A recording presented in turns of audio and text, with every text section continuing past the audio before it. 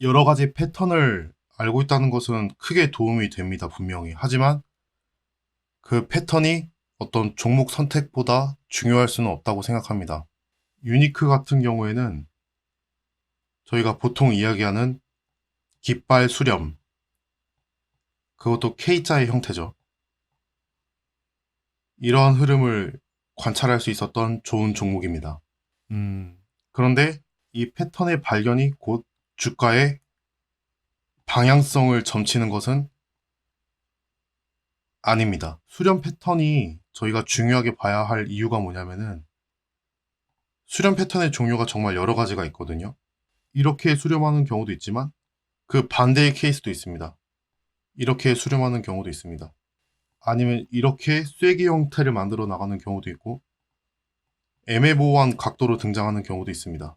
오히려 거래량이 다이버전스가 일어나지 않는 경우도 있어요.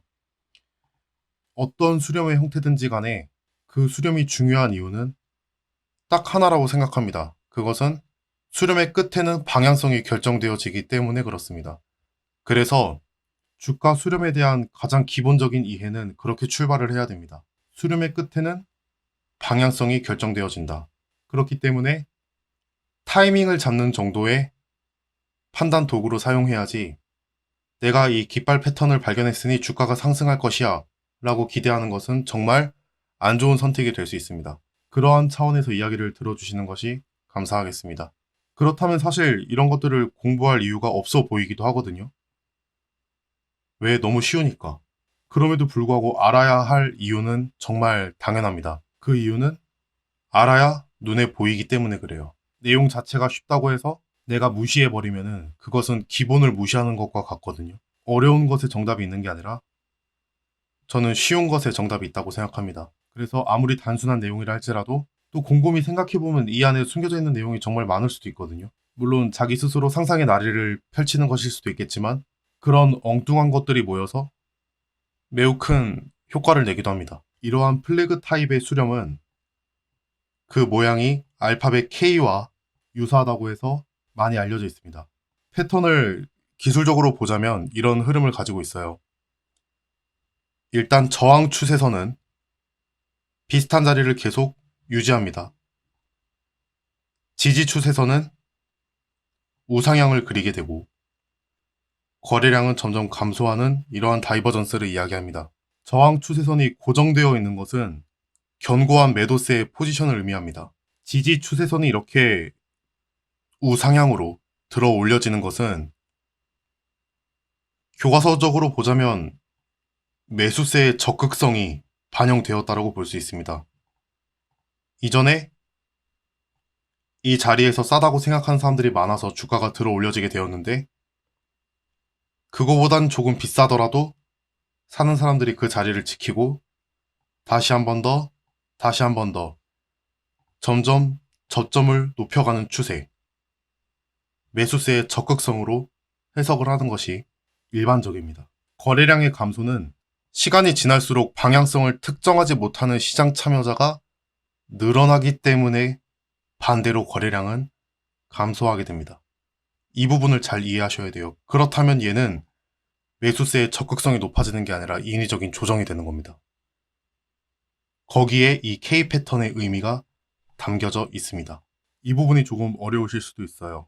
사람들이 확신이 들면은 그렇게 생각하는 사람들이 많다면 이 종목이 위로 가든 아래로 내려가든 그 방향성에 대한 확신이 있는 사람들이 많으면은 거래량은 어느 정도 수준을 이렇게 DK 구간이 있다 하더라도 어느 정도 수준을 유지하게 됩니다. 그런데 그렇지 못하고 거래량이 지속적으로 감소하는데 주가가 저점을 끌어올려진다? 그것은 매수세의 적극성이 반영된 것이 아니라 인위적인 조정이 됩니다. 긴장감을 조성하기 위한 인위적인 조정이 되는 겁니다. 그래서 항상 책과 실전은 달라요. 책에선 그렇게 이야기했거든요. 매수세가 점점 이러한 가격을 원하기 때문에 지지가 일어나는 것이다. 근데 거래량은 그것을 말해주고 있지 않습니다. 거래량이 늘어난다는 행위 자체가 파는 사람이 많든 사는 사람이 많든 그 방향성에 대해서 확신을 갖고 있는 사람들이 점점점 늘어난다는 뜻을 의미해요. 근데 거래량이 감소한다는 것은 특정 방향성에 대해서 주가가 방향성을 이렇게 소실한 상태죠. 특정 방향성에 대해서 확신을 갖는 사람들이 줄어들기 때문에 실제 체결 거래량이 줄어드는 겁니다. 그래서 거래량이 감소하는 거고 다른 방향성을 갖게 되었기 때문에 다이버전스라고 이야기를 하는 거예요. 그래서 이 패턴이 정말 많이 유용하게 사용되고 있습니다. 교과서적으로 보자면 수렴의 의미는 아까 말씀드렸던 것과 같이 방향성이 결정되어질 타이밍이 임박해가는 과정이라고 보시면 돼요. 그런데 실전적인 개념으로 보자면 전혀 그렇지가 않습니다. 전혀 그렇지 않다라고 발언하는 것은 조금 무리한 내용인 것 같습니다. 전혀 그렇지 않습니다라고 표현하기보다는 조금 더 실전적인 접근이 추가되면 좋습니다. 시장 참여자들의 긴장감을 높여가는 과정, 그 인위적인 과정이라고 보시면 돼요. 세력들은 그것을 잘 이용합니다. 그게 왜 가능하냐면은 하나의 사회 현상 때문에 그래요. 또 이야기가 이상한 대로 새는 것 같은데 또 필요하다고 생각이 드니까 간단하게 소개해 보도록 하겠습니다. 원래 얘기하려던 게 아닌데 어떤 사회 현상의 기준을 두고 예스라고 생각하는 사람들이 이만큼 있다면 노라고 생각하는 사람들도 어딘가에 이만큼 존재합니다. 근데 드러나느냐, 드러나지 않느냐의 차이일 뿐이에요. 사람들이 솔직하지 못하기 때문에 그렇습니다. 되게 좋은 책이 하나 있어요. 사람들은 거짓말을 한다. 모두 거짓말을 한다. 그 책의 내용에 간단하게 각색해서 한 부분을 들려드리자면은 한 지역에 콘돔 판매량이 있습니다. 그게 예를 들어서 어떤 특정 기간 동안에 실제로 판매된 콘돔 판매량을 실제로 그 지역에 유통된 그 유통량을 조사를 했더니 1000개가 유통되었다라고 가정을 할게요. 실제 데이터는 이런데 이 지역 사람들에게 평균 관계 횟수와 콘돔을 이용한 피임 횟수를 물어보니까 정확한 수치가 제가 기억이 안 납니다. 가령 1500개 정도 사용하는 것으로 드러났어요. 이걸 한 달 평균이라고 가정해 봅시다. 그럼 있지도 않은 500개는 어디서 난 것일까? 이거에 대해서 이제 이야기하는 책이 있습니다. 이것은 그 책의 아주 일부분의 내용을 그냥 간단하게 소개한 겁니다. 원래는 데이터가 더 복잡하게 나와 있는데 사람들은 거짓말을 한다라는 측면에서 이야기를 하는 거예요. 실제 유통된 양과 사람들이 사용한 양 다르다라는 거죠. 그럼 나머지 500개는 사용된 적이 없는데 데이터로 포함이 되었다라는 이야기입니다. 그럴 가능성이 있다는 이야기예요. 그럼 사람들은 그렇게 생각을 해요. 나머지 500개만큼은 뻥튀기를 한다는 겁니다. 자신의 정력에 대해서. 그렇게 사람들은 자신들의 의도를 숨기며 살거나 뻥튀기 하면서 삽니다. 그거를 세력들이 알아요. 그래서 내가 이 자리에서 팔 거야 라고 생각하는 사람들이 이만큼 있다면, 이만큼 존재하고 있다면, 내가 그 자리에서 살 거야 라고 생각하는 사람들도 이만큼 있기 마련입니다. 그런데 이 사람들이 다 드러나는 게 아니라 이들 중에 일부분은 이렇게 안 보이는 곳에 숨어서 기다리고 있는 거예요. 뭘? 나 말고도 그렇게 생각하는 사람들이 나타나기를. 그래서 수렴이 끝날 때 어떠한 자극에 의해서 돌파할 때는 거래량이 엄청나게 터지게 되는 겁니다. 그 긴장감을 이 수렴 패턴이 만들어주는 거예요. 돌파할 때 보시면 아시잖아요. 이전에 없던 물량들이 갑자기 막 튀어나와서 물량을 사들이기 시작합니다. 세력들은 거기에 자극을 주는 것 뿐이에요. 저희 그런 말이 있었죠. 옛날에. 제가 정치적인 색깔을 띠는 것을 정말 싫어하는 편인데 굳이 한 권의 책을 다시 소개한다면 반 대한민국 세력의 비밀이라는 책이 있어요. 그래서 그걸 줄여서 노란색 페이지였던 것 같은데 겉 페이지가 노란색이었던 것 같습니다. 이 노란색을 보니까 갑자기 떠올랐어요. 반 대한민국 세력의 비밀, 줄여서 반대세의 비밀, 이런 책이 있었는데 소고기 파동에 대한 촛불 시위를 가지고 이야기하는 장면이 있습니다. 거기 3, 3, 5 모여든 사람들은 각자 자신만의 스토리가 있고 자신만의 이야기가 있고 자신만의 어떤 할 이야기가 있어서 나온 사람들이에요. 그런데 그런 사람들에게 반정부 피켓을 들려줍니다. 근데 그 자리에 나온 어떤 어머니는 우리 가족에게 좋은 건강한 음식을 먹이고 싶어서 나왔을 뿐인데 그 사람은 반정부 세력이 되어 있습니다. 최초에 그 자리를 소집한 사람들은 누굴까요? 그 피켓을 그 사람들에게 쥐어준 사람들은 누굴까요? 호가창은 그런 의미에서 해석이 되어야 합니다. 왜 갑자기 이걸 이야기했죠? 주제와 크게 상관이 있다면 있고 없다면 없겠네요. 어쨌든 갑자기 생각나서 이야기를 했습니다. 중요한 것은 드러나는 자들과 드러나지 않는 자들이 있다라는 거예요. 세력들은 그러한 사회 심리 현상을 정말 잘 이용합니다. 그게 군중 심리예요. 저희는 그 군중 심리에 자꾸 반하는 선택을 해야 하는데 그 선택을 계속 종용당합니다. 왜? 우리가 원하는 게 같다는 것을 세력들은 알고 있으니까. 어떤 거? 수익. 우리의 목표는 수익. 그걸 알고 있으니까. 그래서 원래는 이렇게 생각하는 사람들만큼 반대로 생각하는 사람들도 일정 부분 있는데 그들이 확신을 갖지 못하고 긴장하도록 계속 일을 꾸며나가는 거예요. 그래서 자꾸 이전 저점에 와도 여기서 한번 반등이 나오면은 여기서 또 한번 반등이 나올지도 모른다라는 기대를 하는 사람들이 여기다 물량을 대거든요.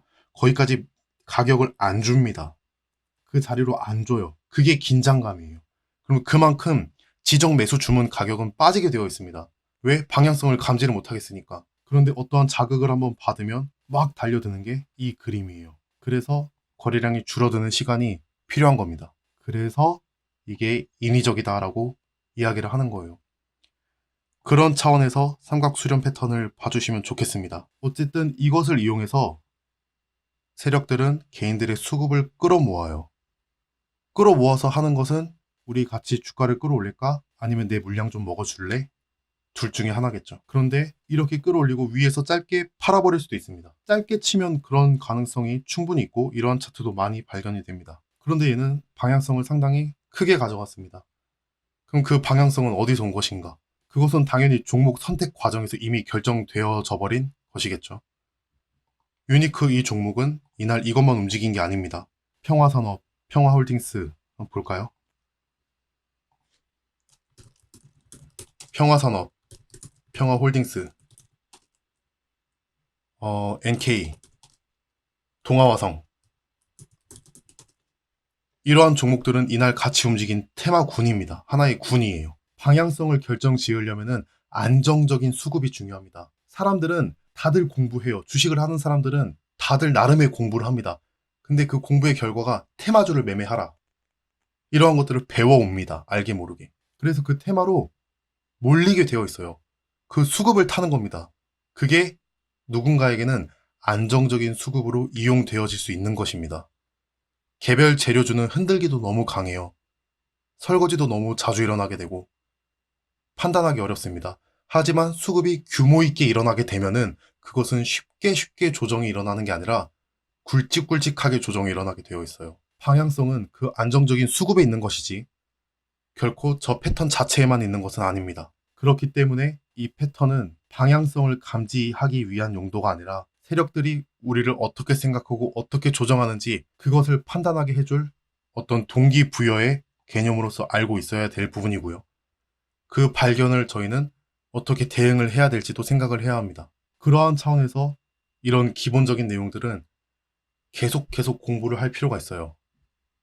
또 사실 따지고 보면 뭐 엄청 많은 것도 아닙니다. 제가 알고 있는 게 그렇게 많은 게 아니기 때문에 내용을 다시 한번 정리해 보도록 할게요. 중간에 딴 곳으로 이야기가 잠시 새서 좀 아쉽긴 하지만 유니크 같은 경우에는 상당히 안정적인 수급을 보여주고 있던 그런 테마군의 종목이었습니다. 이 당시 아침 상황이 그랬어요. 그때 삼각 수렴 패턴이 발견이 되었다. 삼각 수렴 패턴 자체가 방향성을 가지고 오는 것은 아니다. 수렴의 끝에는 방향성이 결정되어질 것이기 때문에 매매 타이밍으로서 활용하는 것이 좋다. 그런데 이 삼각 수렴 패턴, 특히 이 깃발용 패턴에는 인위적인 조정의 흔적을 추론해 볼 수 있다. 그 내용은 아까 설명했던 것들과 같아요. 그 모든 것은 그들이 유리한 포지션을 가지게끔 하기 위한 것이며 저희는 그것을 주의 깊게 살피면서 매매를 해야 한다. 이렇게 정리하도록 하겠습니다. 중간에 다른 이야기가 나와서 죄송합니다.